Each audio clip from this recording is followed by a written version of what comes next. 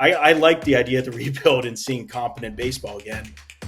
Like we saw when AJ was in his prime in Chicago.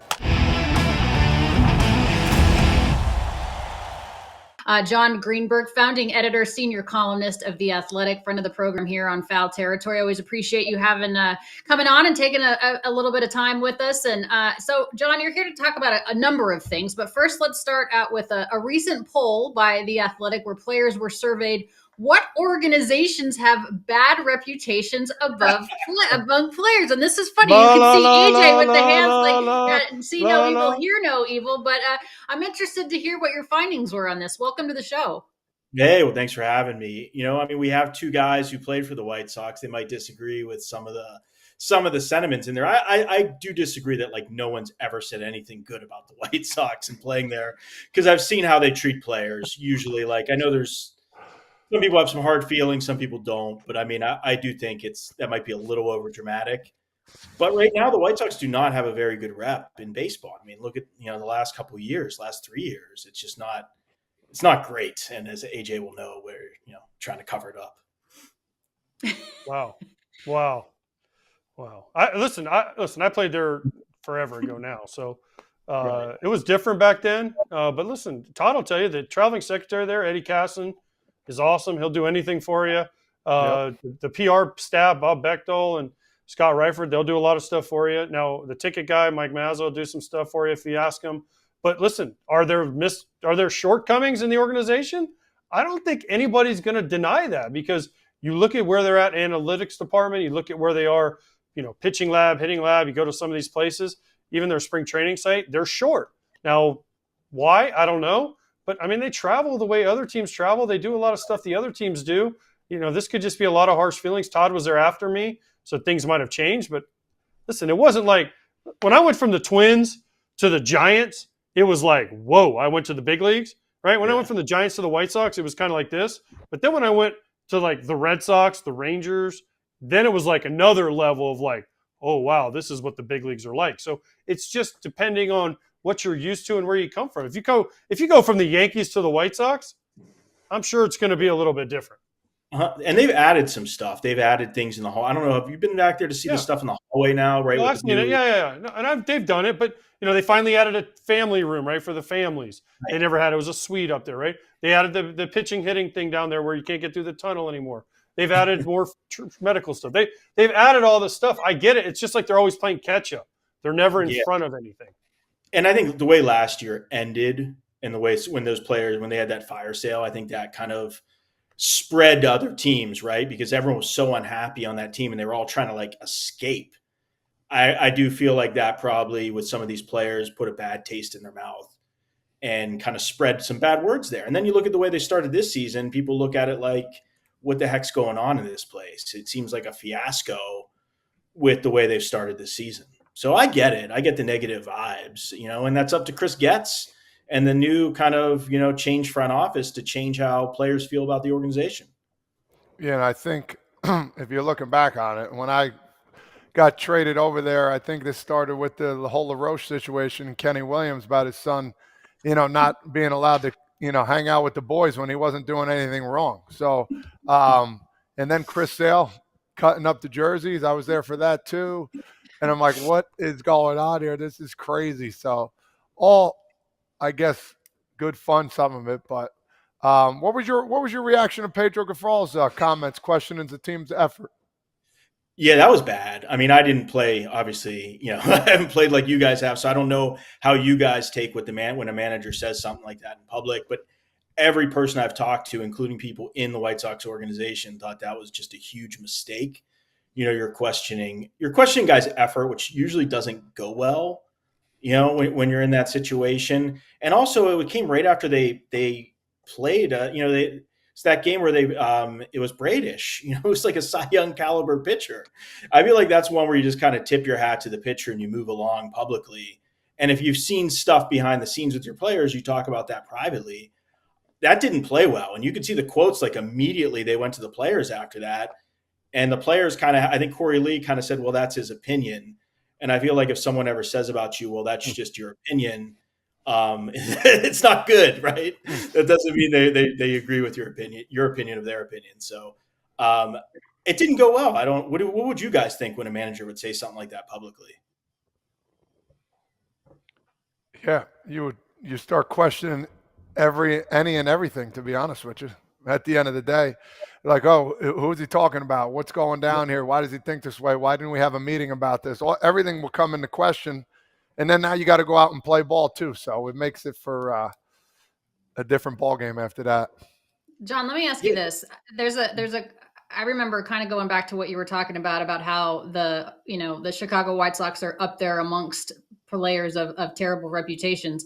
What's the criteria? I remember when AJ Pollock came from the Arizona Diamondbacks as a free agent to the Los Angeles Dodgers during spring training. He walked in, and Jock Peterson, who was still with the Dodgers at the time, basically, I mean, AJ had been in the league for quite some years, and he walks into the Dodgers spring training facility at Camelback, and Jock Peterson was welcome to the big leagues. There's a big difference in terms of, in Jock's opinion, obviously, in terms of the Diamondbacks to the Los Angeles Dodgers. So what was the criteria among this poll of players? What were they judging against?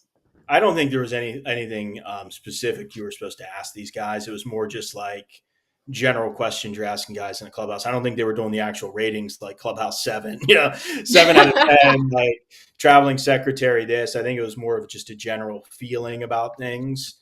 But I would agree that maybe like, more, I'm sure I don't know if teams do, if they survey their own players, but they probably should, to see like, like exit interviews, like what should change, what's better. I would assume those are more general conversations you have with guys. It's kind of funny. I asked Liam Hendriks, because he was in town with Boston, if Getz asked him in like kind of an exit interview when he told him he wasn't picking up his option, which we knew they weren't going to, if he asked Hendriks, who's, certainly outspoken, what he would change or what he should focus on. But Liam said that the conversation didn't go much farther than we're not picking up your option. Good luck.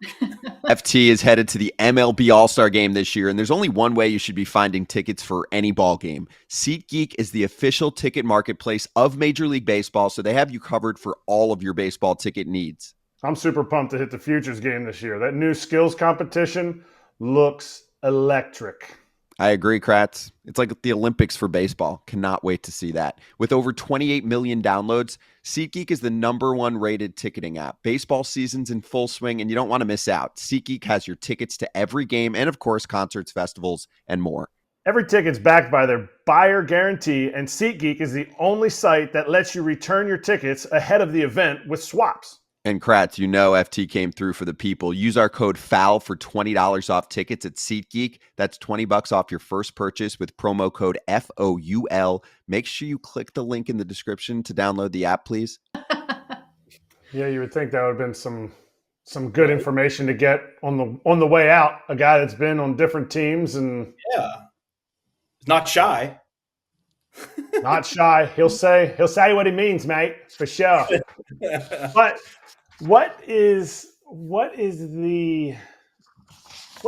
you feel like the chances are of Luis Robert getting traded? Because I said this before they even traded Cease at the beginning, before the season ever even started, spring training ever started, and our White Sox correspondent, AJ, gave me never happened. You got to build around that guy. And to me, his value was at its highest. Is there a chance he actually gets traded, or is this just I call it a Mason Miller type of thing? Because I don't think Mason Miller's getting traded, and everybody talks about Mason Miller getting traded. I think it's probably leaning more towards a Mason Miller situation. I think Chris Getz would have to be so overwhelmed with an offer it's not realistic, right? Like when people talk about the kind of offers that are going to have to happen to get a guy like this, I don't think it would be realistic enough for him to make the move, because you're going to have some guys that are ready to play now.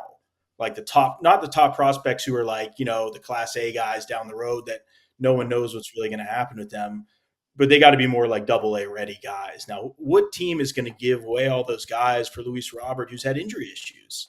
I just don't see it as being super realistic, but especially in today's market, I feel like back in the day, it would have been where general managers were more likely to take wild swings because they're not as beholden to all the data they get when they run these numbers through their machines. So I don't think it's going to be realistic from now. And I kind of agree with AJ.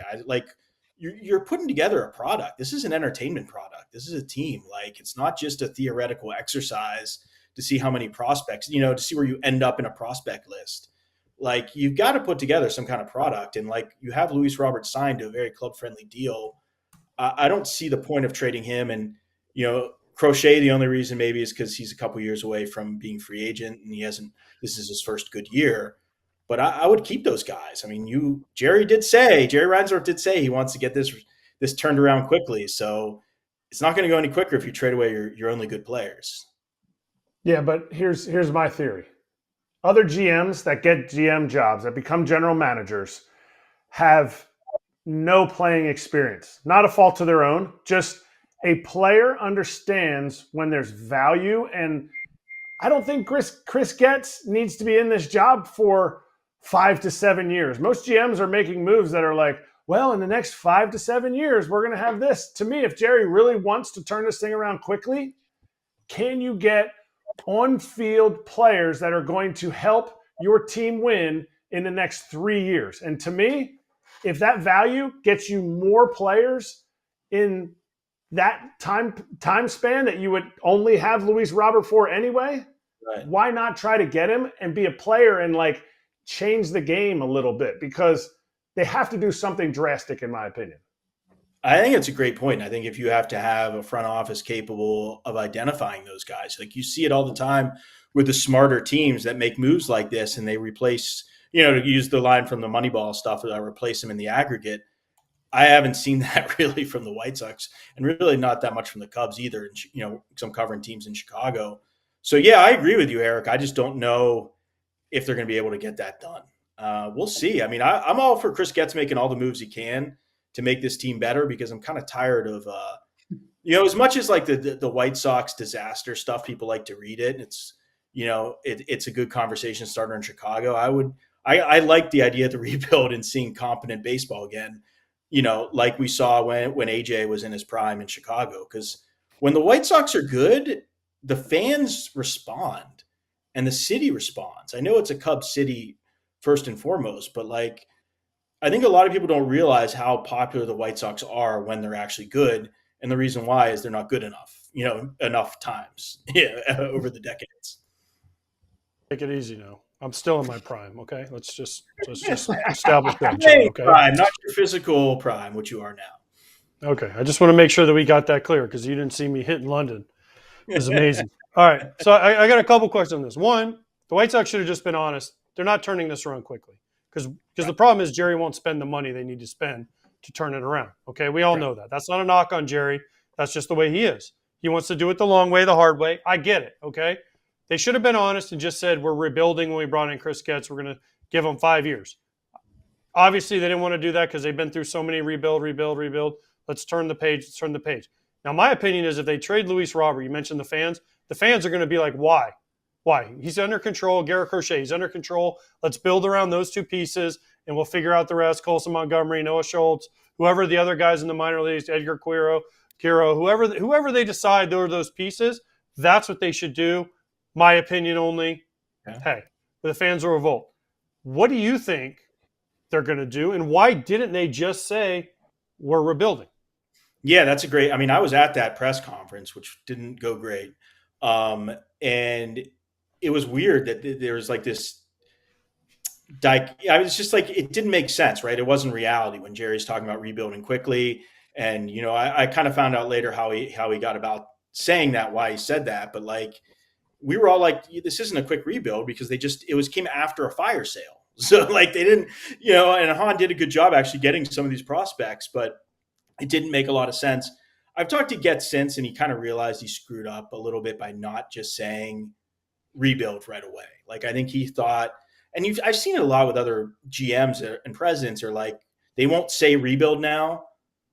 And I don't really understand why, because fans are smart enough. They get it.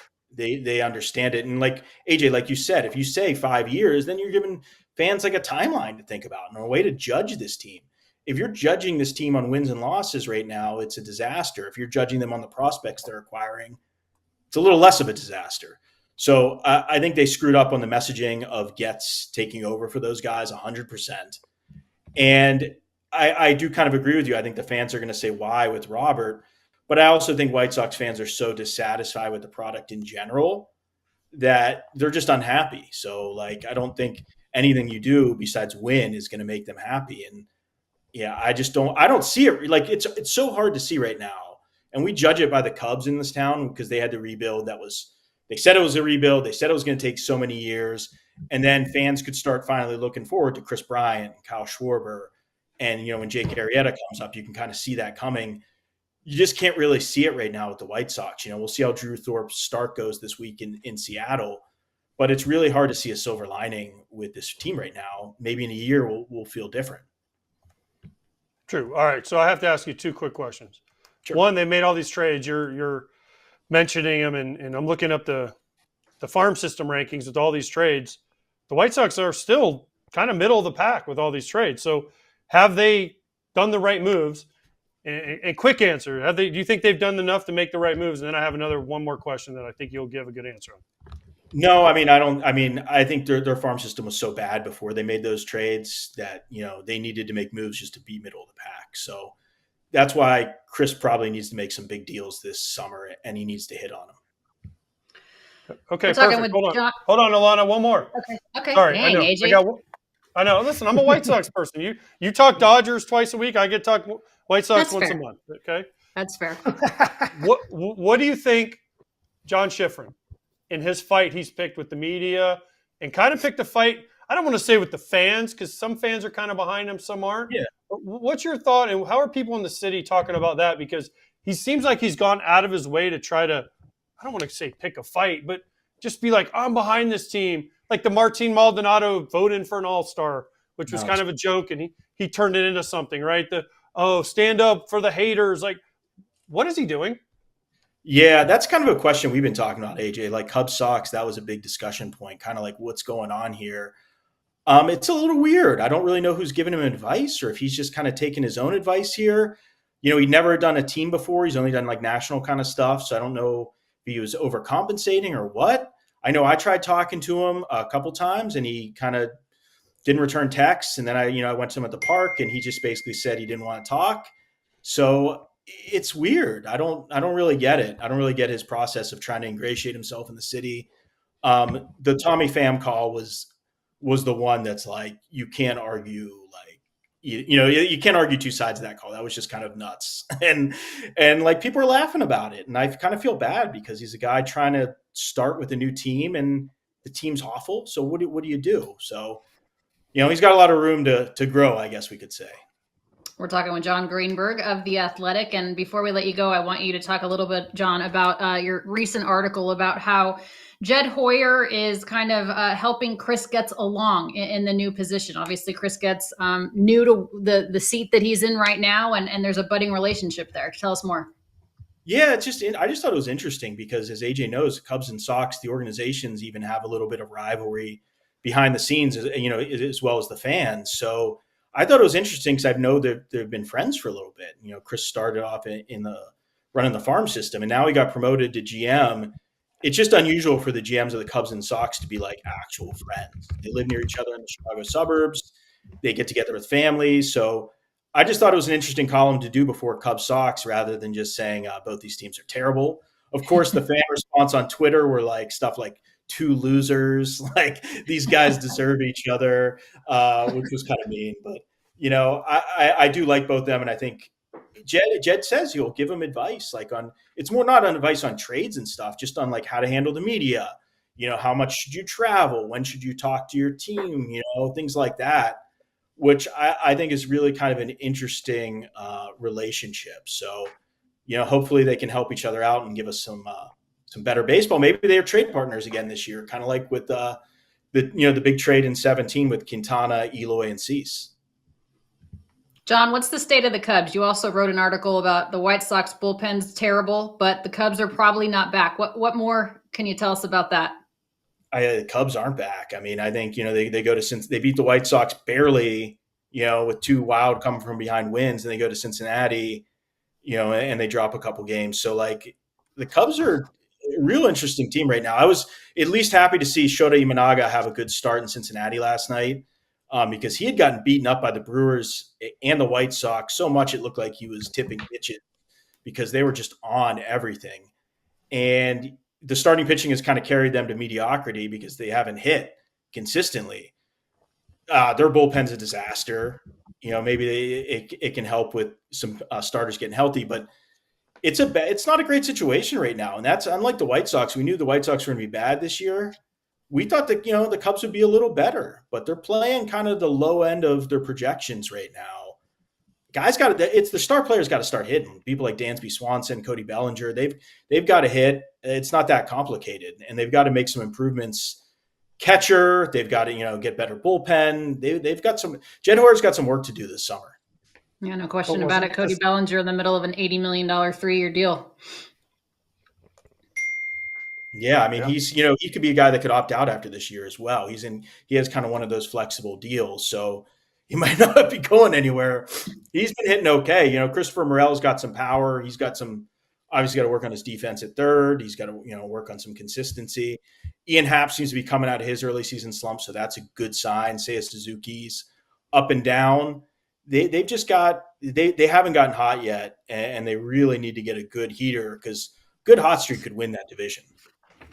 But wasn't this the work that needed to be done in the offseason that they never did because they're a small market team that's stuck in the fifth inning based on their words, not mine, not my words. Like this is where you should be if you did what you did in the offseason. 100%. They got Imanaga, which was huge, right? They re-signed Bellinger. Imanaga did good. Did good. They got him. Yes. And he's outlasted what they even thought he was going to do. Oh, 100%, right? Like they were talking about him as like third or fourth starter. So he's been much better than what they said. You're right. I mean, they added Hector Neris and Yancy Almonte, and Almonte's been hurt, but they didn't do enough for the bullpen, especially since the bullpen, fell apart for David Ross at the end of last season. They didn't make any bold moves, and you can blame that on Jed, but you can also blame that on the ownership and Tom Ricketts, who seems content on trying to win the Central. He's not trying to compete with the Dodgers and the Braves. He's trying to compete with the Brewers, the Pirates, the Reds. I mean, he's trying, and the Cardinals. And when you make those you have those 87 win dreams, this is what you're going to wind up with. John, we appreciate it as always, the insight.